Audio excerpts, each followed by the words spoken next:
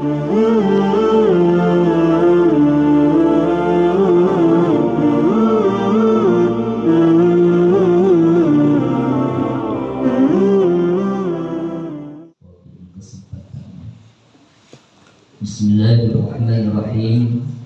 Assalamualaikum warahmatullahi wabarakatuh.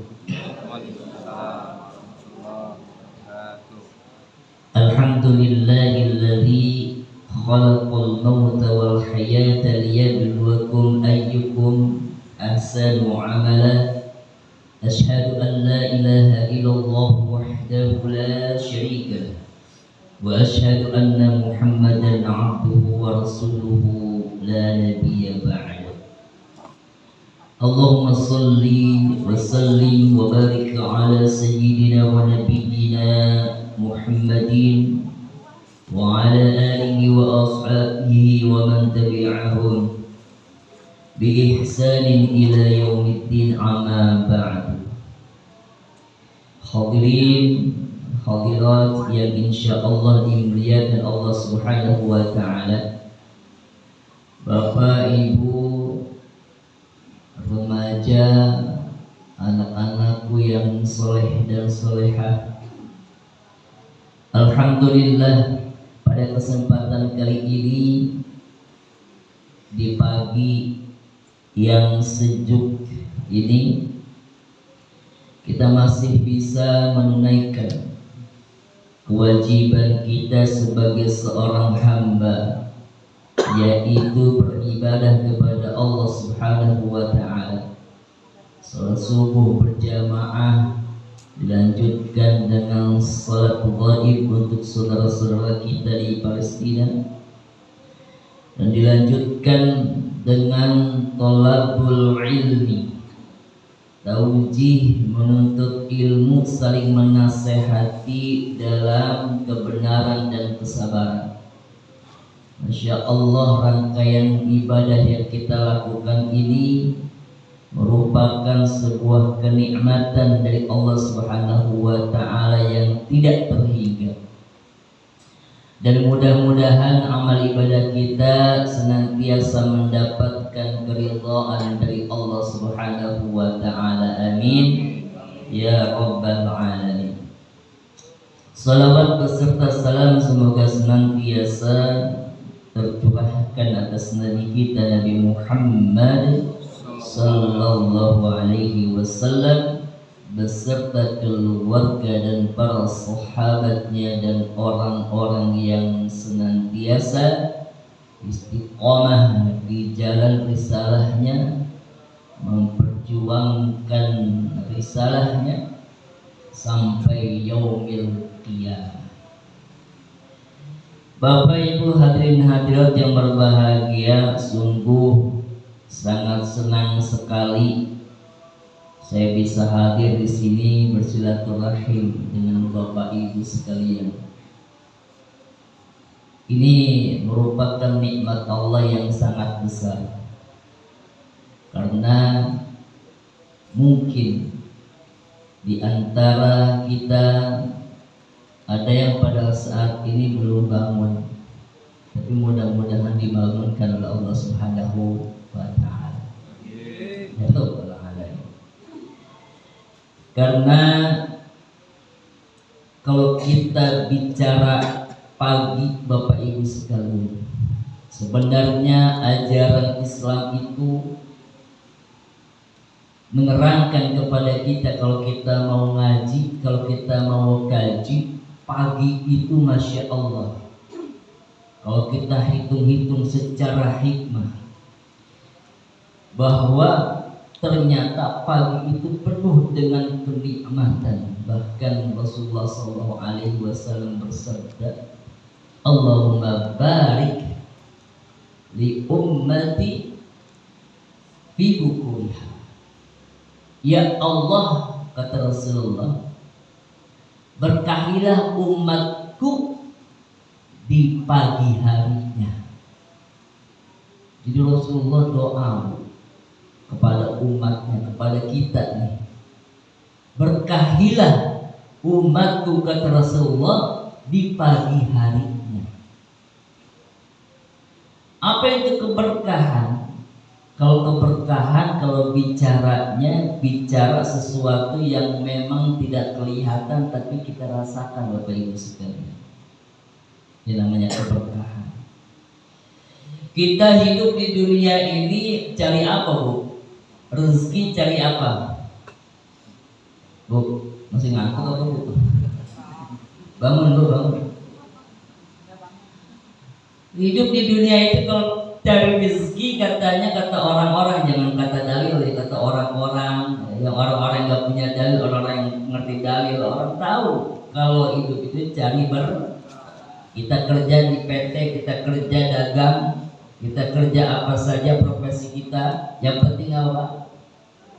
Yang penting ibu dikasih gaji, bukan dikasih gaji, ya dikasih uang belajar sebulan 1 juta, yang penting mau 1 juta sebulan cukup saja sebulan. Enggak bakalan cukup, Pak. Sekarang mah 20 juta sebulan, ya Bu, kalau ada. Tapi 1 juta, 2 juta, 20 juta, 100 juta, yang penting berkah. Kalau orang Islam itu cari, Pak, dicari kenapa kok bisa berkah. Itu orang Islam. Afala yatadabbarun, afala yatafakkarun, afala ta'qilun, kata Allah. Jadi kalau kita melihat suatu dalil, kita cari kenapa ini pagi kok bisa berkah, kenapa? Kata Allah Subhanahu wa ta'ala, apakah kalian tidak berpikir? Coba kalian tadabburi, telaah, coba kalian pikirkan apa sih keberkahan di pagi hari itu? Gitu. Ada yang tahu? Belum tahu, Pak? Keberkahan di pagi hari itu bagaimana? Yang bagaimana? Ini kita jabarkan. Karena kita beragama itu gak hanya sekedar iya-iya saja. Kita berpikir, kan? Ini kenapa, hikmahnya apa itu? Kalau kita beragama tanpa hikmah, kayak robot, Pak. Kita sholat tanpa hikmah, ya sekedar sholat saja, menggugurkan kewajiban. Tapi kalau sholat itu dengan kita merenung dan kita berpikir, dengan kita mencari hikmahnya, maka sholat itu akan terasa ada nilainya. Kalau kata orang, nggak sekedar maaf tukang tungging aja, gitu. Dia ada hikmahnya. Nah, apa hikmah daripada pagi itu penuh berkah dan itu sudah didoakan oleh Rasulullah? Kalau doa Rasulullah itu kira-kira mustajab tidak, Bu? Mustajab. Pasti apa ragu-ragu apa enggak? Pasti Rasulullah doanya mustajab, Bu. Emang kita doanya mustajab nggak, Bu? Hah? Ya, pikir-pikir dulu, mustajab kagak ya? Mustajab kagak ya? Gitu. Kadang-kadang kita nggak yakin dengan doa kita, tetapi kita terus berdoa kepada Allah Subhanahu wa ta'ala. Ya pasti Allah akan kabulkan. Ya. Kita lihat Bapak Ibu sekalian, dari awal kita bangun itu berkah. Dari awal kita bangun, itu namanya kita tidur itu hakikatnya itu mati, Pak. Hakikatnya mati. Itu kita tidur itu pada hakikatnya kita itu meninggal. Ruh kita dicabut oleh Allah Subhanahu wa ta'ala. Yang ada cuman jasad doang sama nafas. Cuman gak berhenti aja nafasnya. Ya. Coba ibu lihat, suami ibu lagi tidur, itu lagi mati, Bu. Tapi kalau kesal sama suami, mati aja lu gitu. Itu udah mati lagi tidur. Ya. Pernah gitu bunyi mati-mati, jangan. Nanti jadi janda lagi. Ya. Kalau janda muda nggak apa-apa, masih ada yang nyari. Kalau janda tua rugi. Ya, pada hakikatnya mati Bapak Ibu sekalian. Cuma bedanya, ya nafas itu masih ada, nyawa masih ada. Maka banyak orang ketika ruhnya dicabut oleh Allah Subhanahu wa Ta'ala gak balik lagi. Kenapa gak balik lagi? Karena udah gak ada nafasnya. Gak balik lagi dia, udah the end, meninggal. Inna lillahi wa inna ilaihi raji'un. Banyak yang begitu, banyak. Ada yang gak begitu? Banyak. Itu satu pelajaran buat kita Bapak Ibu sekalian. Ya. Makanya kita bangun tidur, anak-anak TK, anak-anak kita, cucu kita udah hafal. Apa doa bangun tidur? Alhamdulillahilladzi ahyana ba'da ma amatana wa ilaihi. Tahu artinya? Pak, tahu artinya apa? Segala puji bagi Allah. Alhamdulillah ya Allah, bersyukur kepadamu. Tuh, bangun tidur saja kita sudah bersyukur kepada Allah Subhanahu wa Ta'ala. Alhamdulillah. Kita kalau dapat duit, dapat tender, dapat rezeki duit aja kita bilang alhamdulillah ya Allah. Alhamdulillah ya Allah. Kenapa Bu? Suami saya dapat tender 1 miliar. Alhamdulillah ya Allah. Apa begitu? Alhamdulillah. Kita bangun tidur, kita bersyukur kepada Allah Subhanahu wa Ta'ala. Alhamdulillah ya Allah alladzi yang ahyana, yang menghidupkan kami. Tuh, ahyana, menghidupkan kami ba'da ma amatana, setelah kematian kami. Setelah kami mati ya Allah. Ya, tidur itu mati. Dalam perspektif Islam, dalam ajaran Islam, tidur itu mati. Wa ilaihi nusyur, dan kepadanya dia, pada Allah Subhanahu wa Ta'ala kami kembali. Di mati Bu kita tidur tuh. Makanya alhamdulillah merupakan nikmat dari Allah Subhanahu wa Ta'ala. Bangun tidur kita doa alhamdulillah, bersyukur kepada Allah. Azan berkumandang, atau ibu-ibu ya sholat di rumah, atau bapak-bapak sholat ke masjid ya. Allahu Akbar, Allahu Akbar. Bangun ya. Ya, alhamdulillah bangun sebelum subuh. Bangunlah kita. Ya, nikmat itu. Banyak orang-orang yang kagak bangun lagi. Banyak tetangga saya begitu. Ya, malamnya bangun mau di musola. Pagi-pagi udah gak bangun lagi, sholat subuh gak ada di masjid. Biasanya ada. Terakhir saya lihat dia tuh koma di masjid kemarin. Ya, besoknya lagi udah gak ada, udah gak sholat lagi. Alhamdulillah dia rajin ke masjid, sholat subuh. Tapi kalau orang yang gak ke masjid, bingung, orang kemarin biasa gak ke masjid gitu. Tapi kalau orang yang sering ke masjid ketahuan, ini kemana nih? Masya Allah. Ya, ternyata sudah meninggal. Dan itu mungkin gak saya saja pengalamannya, banyak Bapak Ibu sekalian pengalaman seperti itu, tangga kita, saudara kita dan sebagainya.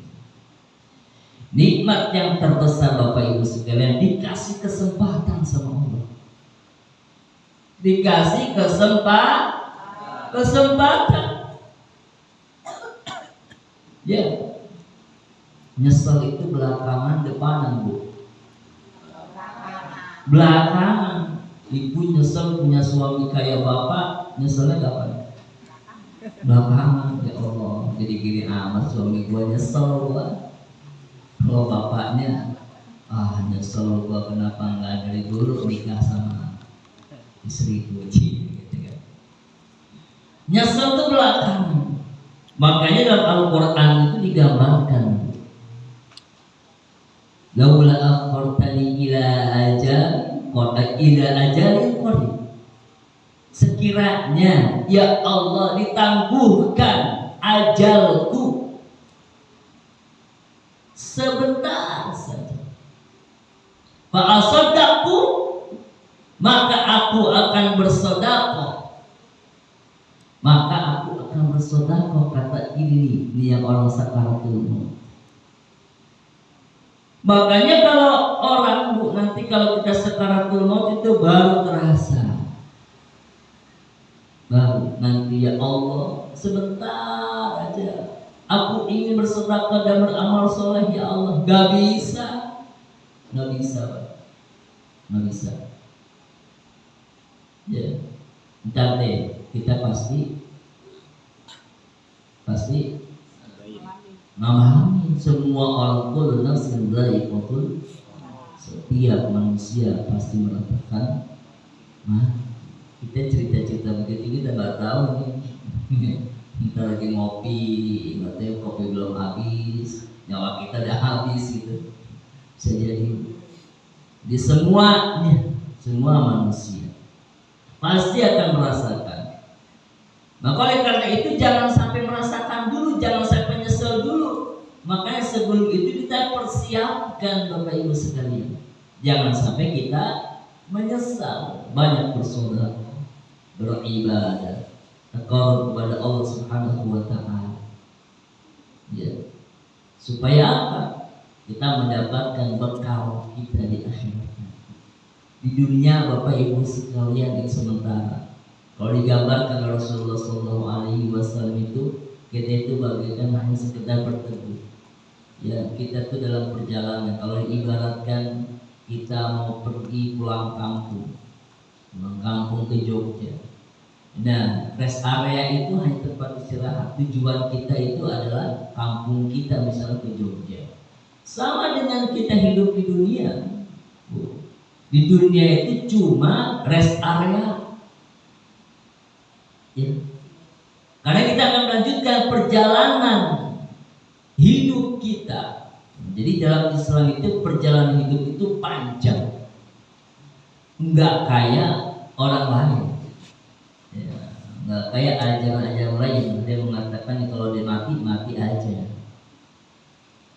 Kalau sudah mati ya sudah, mati saja gitu kan.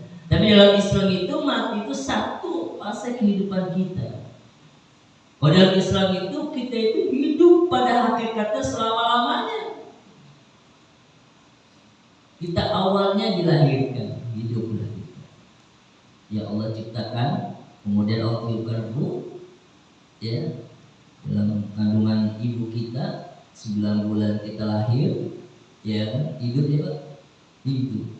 Kemudian kita hidup di dunia, melakukan amal soleh. Dan disinilah kita diuji oleh Allah Subhanahu wa taala. Alhamdulillahilladzi khalaqal mauta wal hayata liyabluwakum ayyukum ahsanu amala.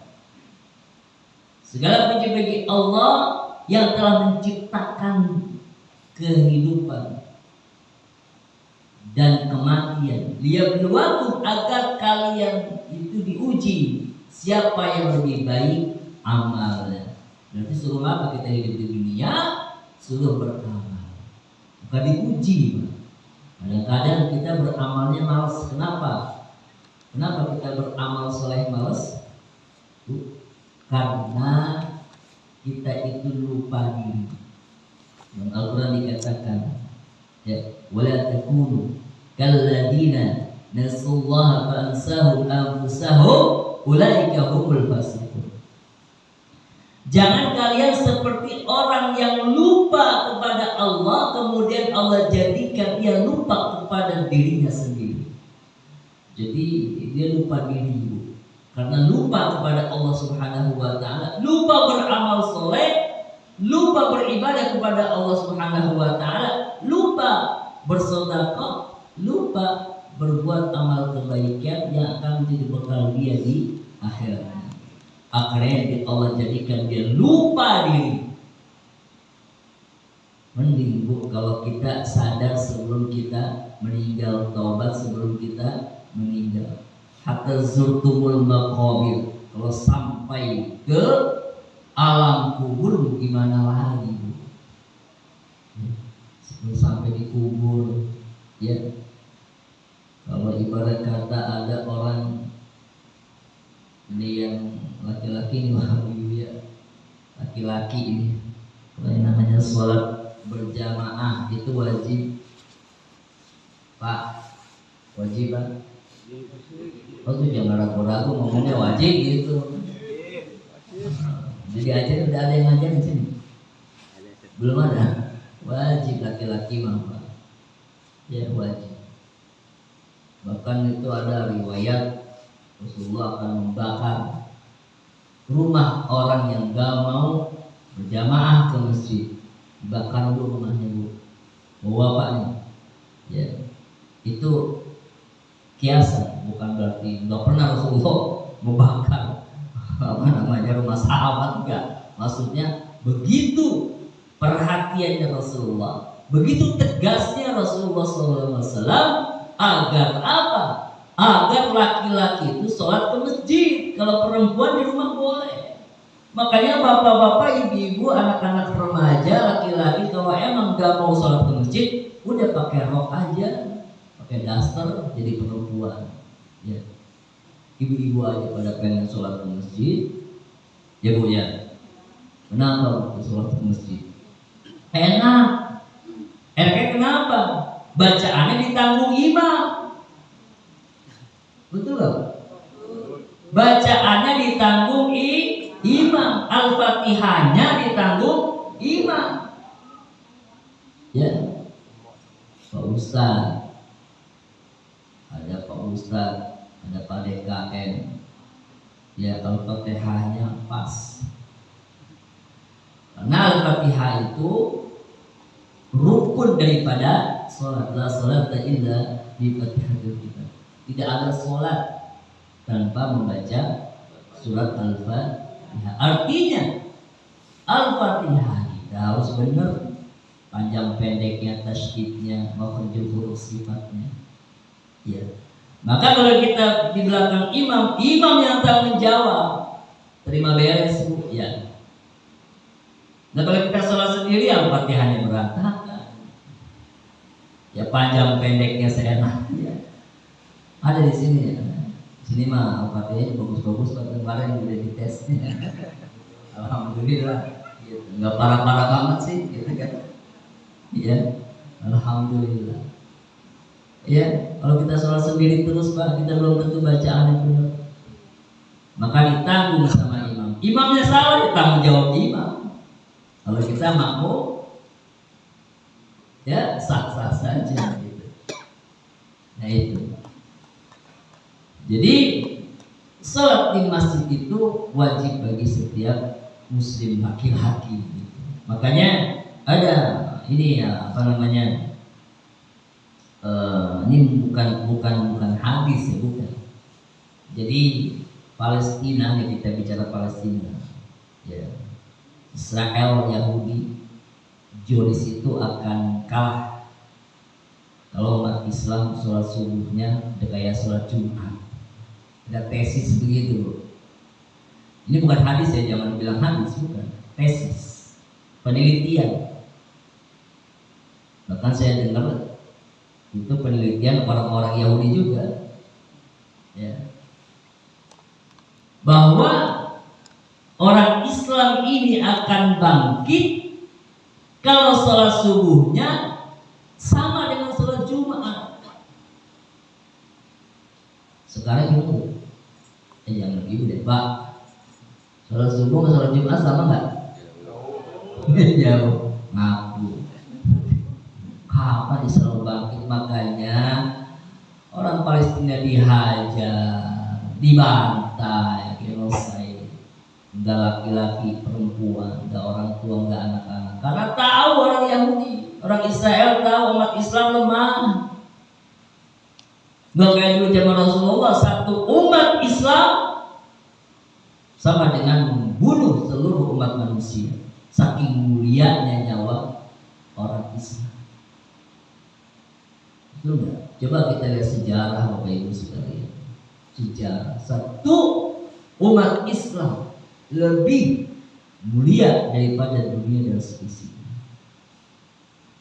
Nah, satu orang umat Islam terbunuh berarti sudah membunuh seluruh umat manusia. Itulah kemuliaan umat Islam. Sekarang nggak ada, kita melihat bagaimana saudara-saudara kita dibantai begitu aja sama orang-orang Israel.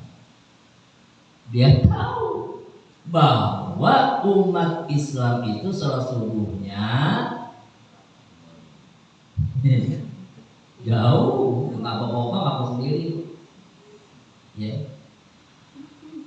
Makanya dulu kenapa umat Islam itu bisa menguasai hampir sepertiga dunia. Subhanallah. Tadi sholat subuhnya itu ditekankan sama Rasulullah. Sholat wajibnya tekankan Rasulullah SAW. Sekarang dibakar itu namanya. Kalau seandainya tidak mau sholat berjamaah di masjid.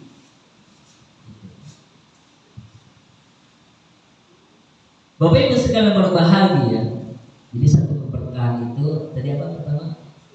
Ketika kita bangun tidur, bangun sholat subuh. Ya. Terus kemudian setelah itu keberkahan apa lagi? Ya. Kalau kita bicara keberkahan Bapak Ibu sekalian, apa makna keberkahan? Barokah. Kalau berkah itu biasanya di kaleng-kaleng kerupuk ya. Kalau nggak warteg berkah, kaleng kerupuk berkah gitu. Apa sih arti berkah, Pak? Udah pernah Bu? Barokah itu apa?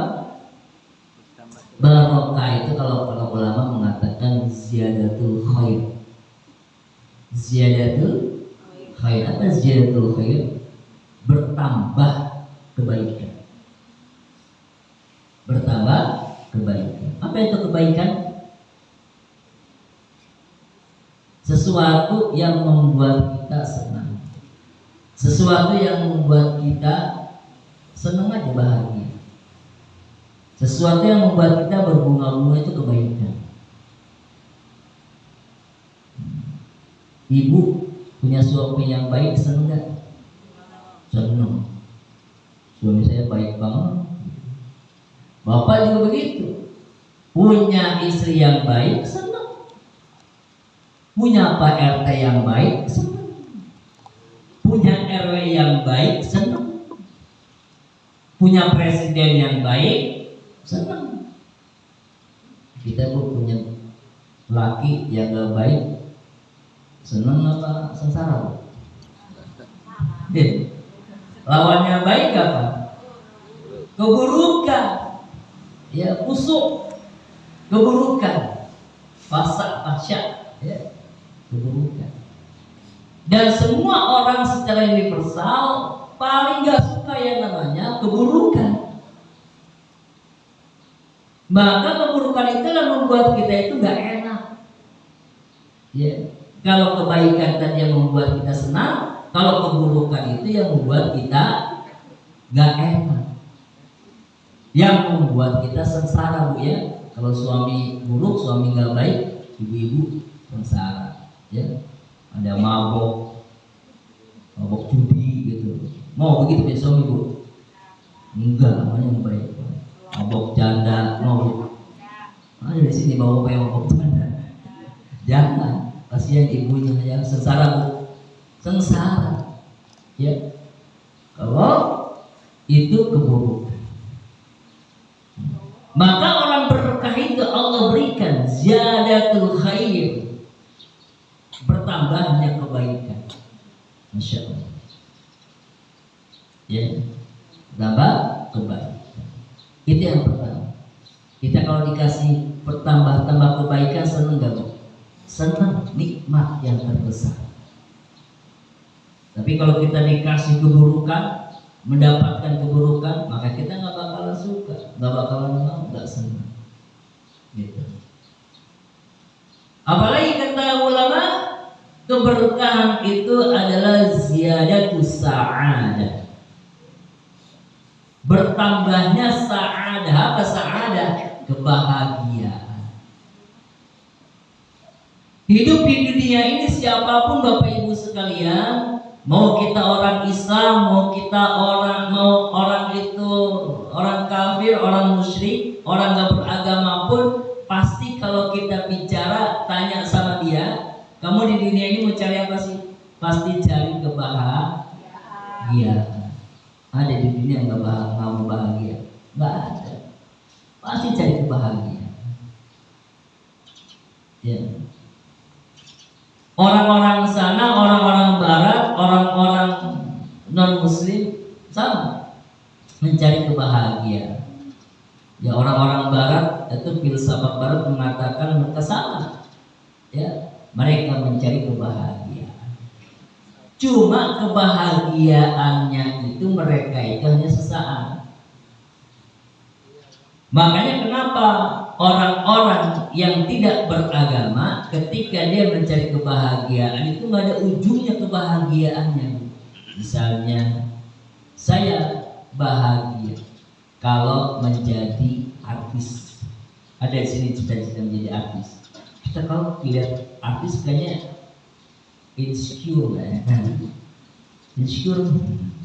Artis kayak Raffi Ahmad, pamer rumah mewah, pamer mobil mewah, itu kan ya influencer sekarang kan pamer-pameran ya, pamer dapat mobil mewah baru, beli dan sebagainya. Nah, apakah itu kebahagiaan? Setelah dia kaya, apakah dia bahagia? Tetap aja, ada aja yang dia tidak bahagia. Ya. Ada aja. Kelihatannya aja di TV. Kelihatannya aja di TV, padahal kita nggak tahu. Ya. Pasti ada aja yang membuat dia tidak bahagia. Kenapa kalau di sana seperti Michael Jackson itu dia pikir jadi artis itu bahagia. Di mana-mana punya fans, punya apa? Dia jadi idola seluruh dunia. Buktinya dia nggak bahagia kemana-mana, nggak enak. Jadi seorang hidupnya juga kelihatannya ribet. Padahal dia superstar. Kalau kita mencari, kalau bahagia itu jadi seorang artis, ya artis. Kalau kebahagiaan itu menjadi seorang yang kaya raya banyak harta, dia juga kaya raya banyak harta. Tapi ternyata riwayat hidupnya dia nggak bahagia. Ya. So, ada lagi, wah artis luar negeri lah, matinya bunuh diri, gitu. Karena mereka mencari kebahagiaan yang sebenarnya kebahagiaan yang semu.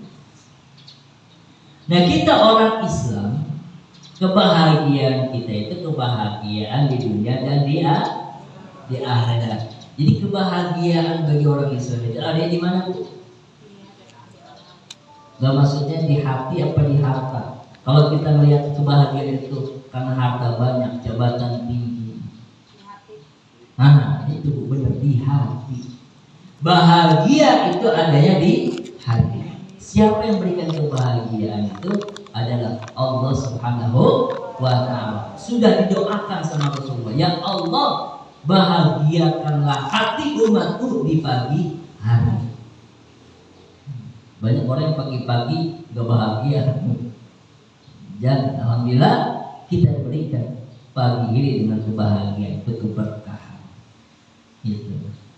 Kemudian apa lagi? Kata para ulama, ziyadatun ni'mah. Allah akan tambahkan nikmat. Tambahkan nikmat. Ibu kalau semuanya dinikmati, nikmat gak? Ibu makan tahu sama tempe aja kalau nikmat gak? Nikmat. Seneng aja. Ya, ada orang yang di restoran harga makanannya 100.000 satu porsi. Makanya dilihatin doang, dicicil-cicil doang, udah dia pulang. 100.000. Ya, ya Allah, kalau kita mah eman-eman sayang. Tapi kita, masya Allah, makan pakai jengkol, pakai sambal, sayur asem, ikan asin, itu modalnya berapa Bu? Ya, paling 20.000 itu juga sekeluarga, mungkin sekeluarga. Ya, ada keluarga yang anaknya 5-7 orang, itu habis dan semuanya menikmati, itu nikmat. Ya, bapak yang punya istri yang sekedarnya cantik juga nggak kayak Luna Maya, tapi bapak bahagia nggak Pak? Oh enggak ya, nggak bahagia katanya. Ada orang bapak ibu sekalian artis, ya suaminya ganteng, istrinya cantik, buktinya cerai-cerai juga. Ya, kita bapaknya nggak ganteng-ganteng amat, ibunya nggak cakep-cakep amat, tapi bahagia ya Bu. Usia pernikahan sampai berapa sekarang? Ada yang 20-25.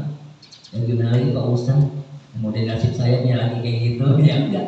Tapi kan bahagia, buktinya punya anak 5 gitu. Betul gak Pak? Itu namanya nikmat, kebahagiaan.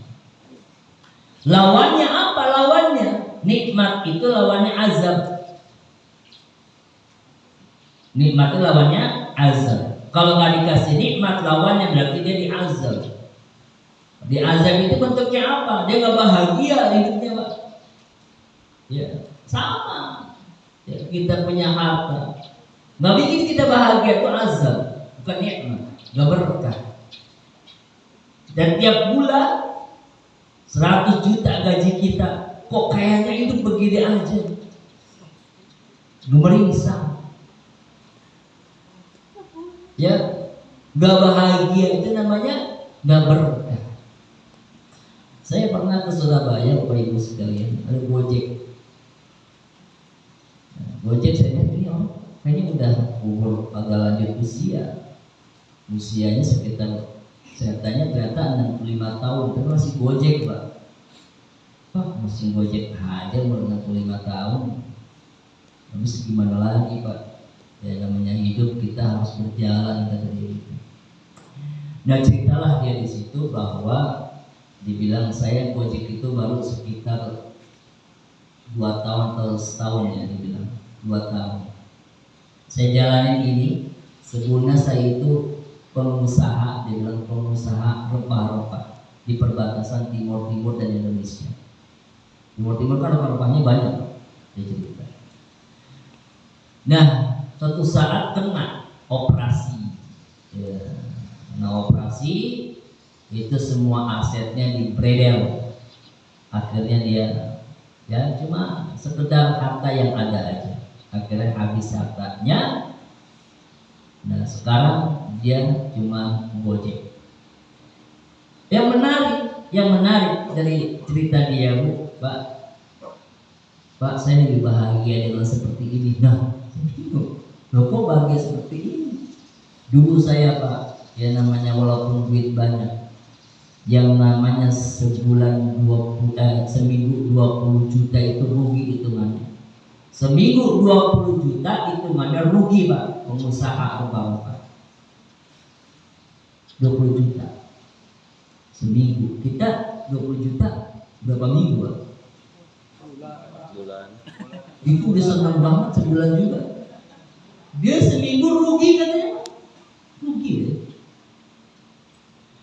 Dulu Pak, saya itu, kolega saya itu orang-orang sana, kalau ketemu itu pasti kalau nggak minum perempuan.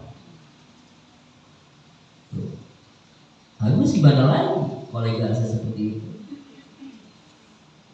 Udah itu saya nggak merasakan kebahagiaan, kayaknya nggak cukup aja, pengennya lebih, hingga saya lupa akhirnya kena operasi. Apa sih operasi apa gitu? Maksudnya ilegal ya. Ya kadang-kadang emosi Pak, katanya ada miris. Dulu saya ini itu tempat restoran saya makan sama anak-anak saya.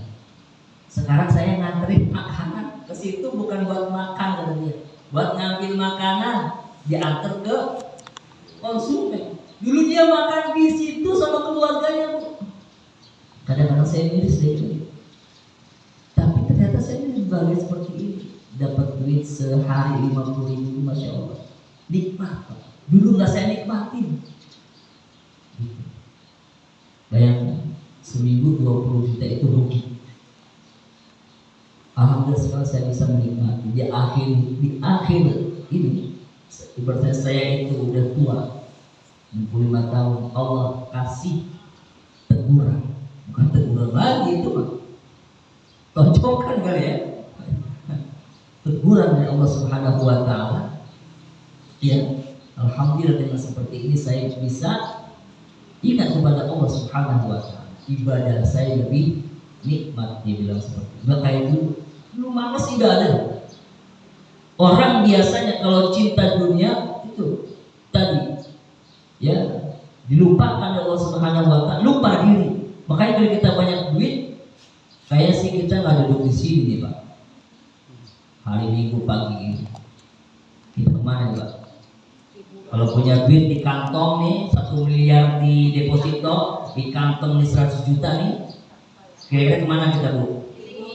Healing, ayo kemana kopi? Kalau lagi banyak lagi kita ke Singapura, mana lagi kita ke Roma, keluar negeri jalan-jalan. Masya Allah. Itu ada sekolah internasional bayarannya sebulan 10 juta. Ya, jalan-jalannya itu ke luar negeri. Luar aja kita Bu, kalau sekolah 10 juta sebulan, kalau enggak Bu, makanya nggak apa-apa lah Bu. Ya kalau kita bayarannya gratis, jalan-jalannya ke situ bulat, nggak apa-apa, yang penting anak kita senang. Itu namanya kenikmatan. Dan nikmat itu bukan dilihat dari harta benda. Walaupun kita lihat ibu, kadang ibu-ibu suka bikin status. Ya, alhamdulillah ya Allah, bisa beli emas 10 gram bulan ini. Gitu. Itu diposting. Tetangganya melihat, sakit hati. Jangan korupsi dia. Jangan jangan duit ya. Jangan. Belum tentu dia bahagia. Belum tentu bahagia. Ya, gitu aja. Ya, karena kebahagiaan itu tidak dilihat dari harta. Kalau misalnya harta, mungkin korun itu sudah bahagia. Ternyata korun ditimbun oleh Allah Subhanahu wa Ta'ala dengan hartanya. Kalau bahagia itu jabatan, bapak-bapak, ya saya bahagia kalau seandainya saya jadi manajer. Saya bahagia kalau saya jadi ini, jadi itu, jadi jabatan, jadi itu mah kebahagiaan semua. Buktinya bos-bos saya nggak ada yang bahagia. Manajer, ya, general manager suka meluh Pak. Kadang-kadang mukanya tuh kalau ngeliat turun ke bawah tuh mumet di kepala itu. Orang, bos kok mumet mah, pusing gak ada ya Pak. Ya, mendingan kita Pak jadi operator mesin, udah mesin rusak itu tinggal ngopi. Coba, yang stres kan bos kita, kenapa mesin rusak produksi gimana gitu Pak? Stres Pak. Kalau kita ngopi aja dulu. Jadi kebahagiaan itu nggak bisa dilihat dari harta jabatan. Dulu saya kayak bahagia jadi RT gitu. Belum tentu Pak ya. Ribut dengan keluarga dikit-dikit, masalahin aja ke RT. Apa ke RT? RT gaji berapa sih gitu. Ya. Belum tentu kita ngelihat orang namanya, kalau kata orang Jawa apa sih? Nawang si nawang ya? Sawang sih. Kelihatannya aja enak. Makanya jangan insecure bro. Kita ngelihat orang posting apapun, udah biasa aja. Biasa aja. Jangan hati kita ikut dengki, malah bahaya. Ya, malah hati kita jadi penyakit. Ibu kalau badan yang sakit nggak dosa, malah diampuni oleh Allah Subhanahu wa taala dosa-dosanya. Kalau badannya sakit, kalau fisik yang sakit. Tapi kalau hati yang sakit, seperti penyakit apa, dengki, ria, sombong dan sebagainya, itu dosa. Makanya kita kalau melihat film-film misalnya orang posting udah biarin aja, ya.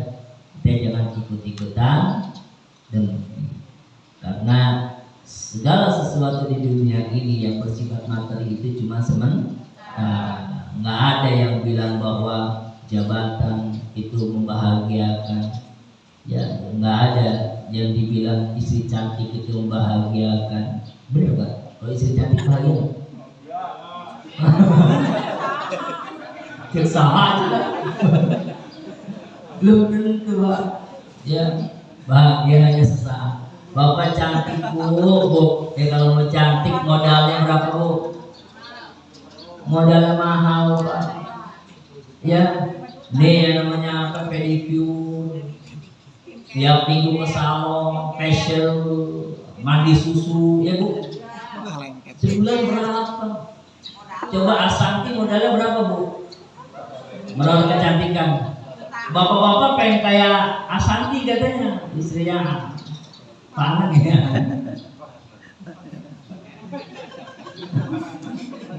Berapa bu?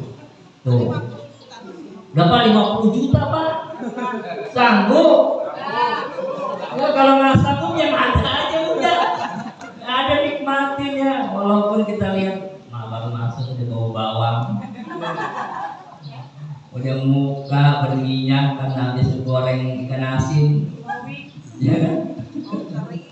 Ya pokoknya nikmatin aja. Nggak pakai modal ya bu? Nggak pernah ke salon. Ya ngapain ke salon bawa duit, mendingan buat beli sayur asem gitu. Ya. Tapi insya Allah Bapak Ibu sekalian, itulah hakikat daripada berkah. Udah ada matahari nih kayaknya, bisa langsung sholat syuruk, mungkin sholat syuruk. Dan jam berapa? 5.24. 5.24. Syuruk jam berapa? Terbit 5.24. 5.12. Mungkin bisa lewat dikit nggak apa-apa. Tapi itu saja barangkali. Kalau diperpanjang saya juga ada. Insya Allah ya. Kebanyakan juga ilmu itu yang sedikit tapi diamal, ya amal. Kalau terlalu banyak luber gitu ya. Jadi ini tidak ada pertanyaan bu, Pak ya. Karena kalau ada pertanyaan nanti melebar, ya kita sampai jam 12 gitu. Tapi mudah-mudahan sedikit ini bisa bermanfaat. Saya mohon maaf atas segala kekurangan dan kesalahannya. Kalau ada kata-kata saya yang menyakiti hati ibu bapak sekalian, mohon maaf. Karena yang namanya lidah itu tidak bertulang, kadang-kadang kita nggak sengaja kita melakukan kesalahan, mohon maaf yang sebesar-besarnya. Dan itu nanti dengan oleh MC. Barangkali saya cukup sekian. Wassalamualaikum warahmatullahi wabarakatuh.